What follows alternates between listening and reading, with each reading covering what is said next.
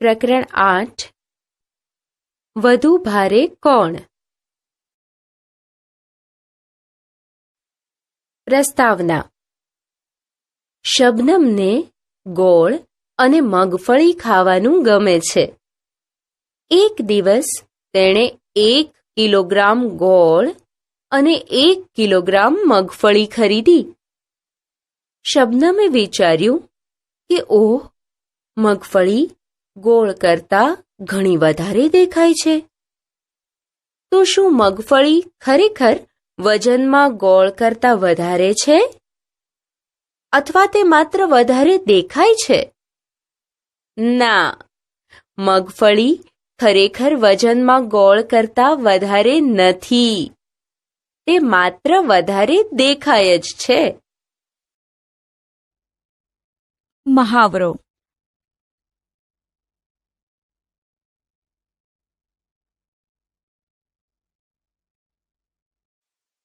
કોળું ટમેટાનો પંગો. આ એક મેદાન છે જ્યાં ટામેટા દરરોજ રમવા માટે આવે છે. તેઓને ચીંચવા ઉપર રમવાનું ગમે છે. એક દિવસે એક મોટું કોળું આવે છે અને ચીંચવાના એક છેડે બેસે છે. જ્યારે તે લાંબા સમય સુધી ત્યાંથી ઊભું ન થયું, ત્યારે ટમેટાએ બીજી બાજુ બેસવાનું અને ચીંચવાને ઊંચો કરવાનું નક્કી કર્યું, જેથી તે કોળું નીચે પડી જાય. નાના ટમેટાઓએ બીજા છેડા ઉપર ચડવાનું શરૂ કર્યું. 1, 2, 3, 4, 5, 25. કોળું હજુ પણ બેસી રહ્યું છે અને હસે છે. તેથી મોટા ટામેટાઓએ મદદ કરવાનું નક્કી કર્યું. નાના ટામેટા નીચે ઉતરી ગયા અને કદાવર ટામેટા માટે રસ્તો કરી આપ્યો. 1, 2, 3, 4, 5, 6, 7, 8, 9, 10, 11, 12, 13, 14, 15, 16, 17, 18, 19 અને 20. યે! ચીંચવો હવામાં અદ્ધર થયો. તે કોળું બૂમ પાડે છે, મને નીચે ઉતારો, મહેરબાની કરીને મને નીચે ઉતારો. મહાવરો.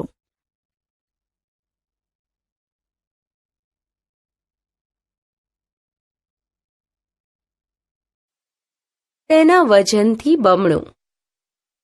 ભારતીના માતા પિતા સ્વાતંત્ર્ય દિનની ઉજવણી વિશેષ રીતે કરે છે, કારણ કે ભારતી તે દિવસે જન્મી હતી. તેઓ ભારતીના વજન કરતાં બમણા વજનની મીઠાઈ ખરીદે છે અને ગરીબ લોકોની વચ્ચે વહેંચે છે. જ્યારે ભારતી જન્મી ત્યારે તે 3 કિલોગ્રામની હતી. આજે સ્વાતંત્ર્ય દિવસ છે અને ભારતીની ઉંમર 5 વર્ષ છે. અત્યારે તેનું વજન 28 કિલોગ્રામ છે. હવે તેના વજનનું અને તેના માતા પિતા દરેક સ્વાતંત્ર્ય દિને મીઠાઈ વહેંચે છે તેના જથ્થા વિશેનું અનુમાન કરો. જન્મ સમયે ભારતીનું વજન 3 કિલોગ્રામ હતું, તો તેમના માતા પિતાએ 3 વત્તા 3 બરાબર 6 કિલોગ્રામ મીઠાઈ વહેંચી હોય. 1 વર્ષની ઉંમરે ભારતીનું વજન 9 કિલોગ્રામ હતું. આથી 9 વત્તા 9 બરાબર 18 કિલોગ્રામ મીઠાઈ વહેંચી હોય. મહાવરો.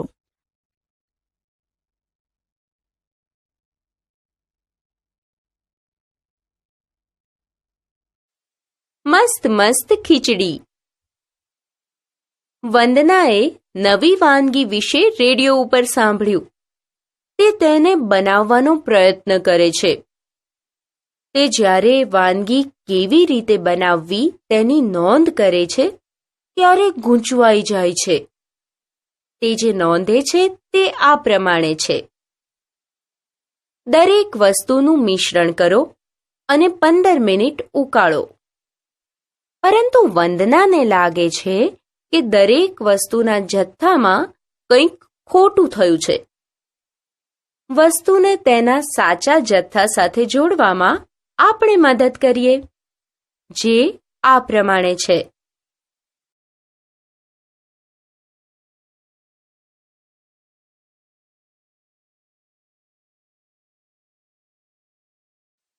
ઉદાહરણ, તેમના વજનનું અનુમાન કરો. બેગનું વજન 10 કિલોગ્રામ હોઈ શકે. ગાયનું વજન 400 કિલોગ્રામ હોઈ શકે. ઘઉંની બોરીનું વજન 80 કિલોગ્રામ હોઈ શકે. હાથીનું વજન 1000 કિલોગ્રામ કરતાં વધુ હોઈ શકે. કેરીનું વજન 1 કિલોગ્રામ કરતાંય ઓછું હોઈ શકે. મહાવરો.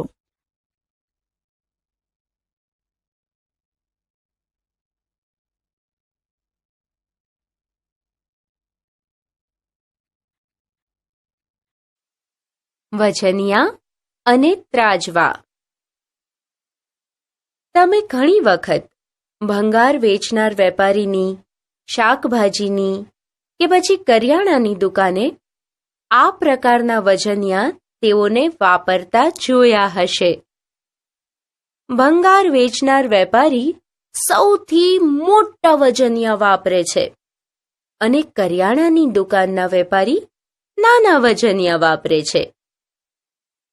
અહીં આપેલ વજનિયા તમે કઈ દુકાનમાં વાપરેલા જોયા છે? જુઓ, આ વજનિયા 500 ગ્રામ, 2 કિલોગ્રામ અને 10 કિલોગ્રામના છે. આ પ્રકારના વજનિયા અનાજ વેચતા વેપારીની દુકાને જોવા મળે છે.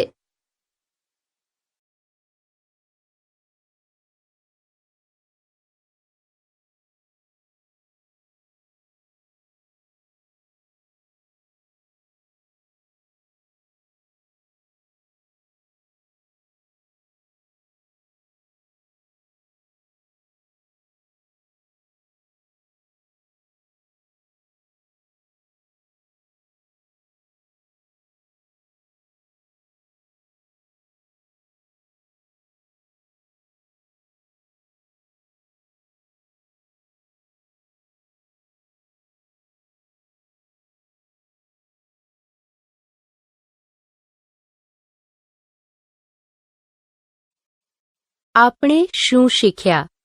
જુદી જુદી પ્રવૃત્તિઓ દ્વારા વસ્તુઓના વજનનો અનુમાન અને અંદાજ મેળવતા શીખ્યા. પ્રાણીઓના વજનનું અનુમાન મેળવવાની પ્રવૃત્તિ પરથી ભારે વજન વિશે સમજ મેળવી.